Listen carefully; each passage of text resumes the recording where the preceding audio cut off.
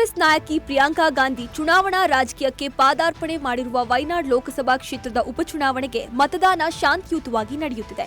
ಬೆಳಗ್ಗೆ 11 ಗಂಟೆಯವರೆಗೆ 27.04% ಮತದಾನವಾಗಿದೆ ಎಂದು ಚುನಾವಣಾ ಅಧಿಕಾರಿಗಳು ತಿಳಿಸಿದ್ದಾರೆ.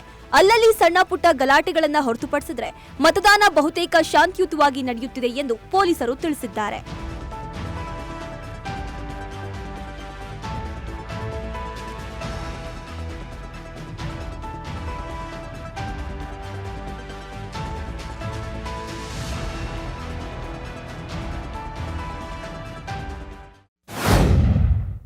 ಚುನಾವಣೆ ನಡೆಯುತ್ತಿರುವ ವಯನಾಡ್ನ ಮತಗಟ್ಟೆಗಳು ಮನಕಲುಕುವ ದೃಶ್ಯಗಳಿಗೆ ಸಾಕ್ಷಿಯಾಗಿವೆ.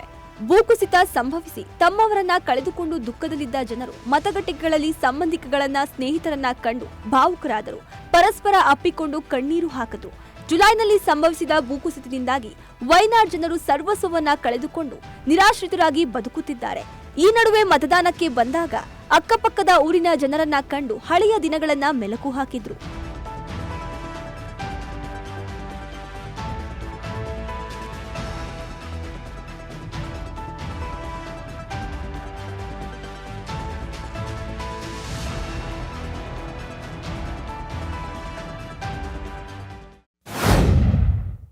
ದೇಶದಲ್ಲಿ ಮಹಾರಾಷ್ಟ್ರ ಹಾಗೂ ಜಾರ್ಖಂಡ್ ಚುನಾವಣೆಯ ಕಾವು ಜೋರಾಗಿದೆ.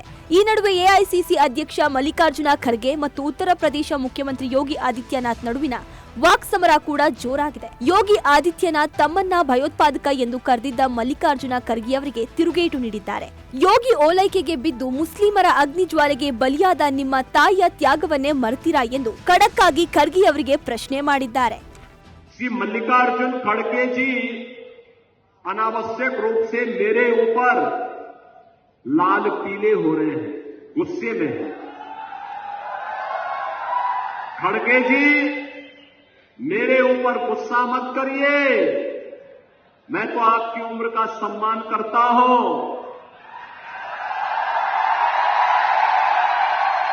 आपको गुस्सा करना है तो निजाम पर करिए, हैदराबाद के निजाम को। जिस हैदराबाद के निजाम के रजाकारों ने आपके गांव को जलाया था, हिंदुओं की निर्मम हत्या की थी, आपकी पूज्य माता को, आपकी बहन को, आपके परिवार के सदस्यों को जलाया था, इस सच्चाई को देश और दुनिया के सामने रखिए कि जब भी पटेंगे तो इसी प्रकार से निर्ममता से पटेंगे। ರಕ್ಷಣಾ ಸಂಶೋಧನೆ ಮತ್ತು ಅಭಿವೃದ್ಧಿ ಸಂಸ್ಥೆ ಡಿಆರ್ಡಿಒ ಪ್ರಮುಖ ಯಶಸ್ಸನ್ನ ಸಾಧಿಸಿದೆ. ಇಂದು long range land attack cruise ಕ್ಷಿಪಣಿಯನ್ನ ಮೊಬೈಲ್ ಆರ್ಟಿಕ್ಯುಲೇಟೆಡ್ ಲಾಂಚರ್ನಿಂದ ಮೊದಲ ಬಾರಿಗೆ ಯಶಸ್ವಿಯಾಗಿ ಪರೀಕ್ಷಿಸಿದೆ. ಒಡಿಶಾದ ಚಂಡೀಪುರ ಪರೀಕ್ಷಾ ಕೇಂದ್ರದಿಂದ ಈ ಪರೀಕ್ಷೆಯನ್ನ ಮಾಡಲಾಗಿದೆ. ಕ್ರೂಸ್ ಕ್ಷಿಪಣಿ ಪರೀಕ್ಷೆಯ ಸಮಯದಲ್ಲಿ ಎಲ್ಲಾ ಉಪವ್ಯವಸ್ಥೆಗಳು ನಿರೀಕ್ಷೆಯಂತೆ ಕಾರ್ಯನಿರ್ವಹಿಸಿದ್ದು ಕ್ಷಿಪಣಿ ತನ್ನ ಗುರಿಯನ್ನ ಹೊಡೆಯುವಲ್ಲಿ ಯಶಸ್ವಿಯಾಗಿದೆ.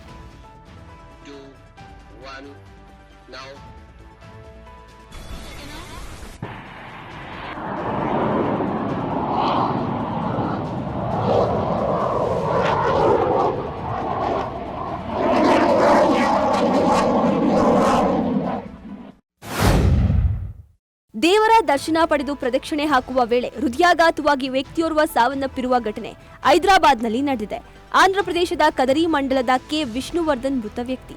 ವಿಷ್ಣುವರ್ಧನ್ ಪ್ರತಿದಿನವೂ ದೇವಸ್ಥಾನಕ್ಕೆ ಬಂದು ದೇವರ ದರ್ಶನ ಪಡೆಯುತ್ತಿದ್ದ. ಅದರಂತೆ ಪ್ರದಕ್ಷಿಣೆ ಹಾಕುವ ವೇಳೆ ದುರ್ಘಟನೆ ಸಂಭವಿಸಿದೆ.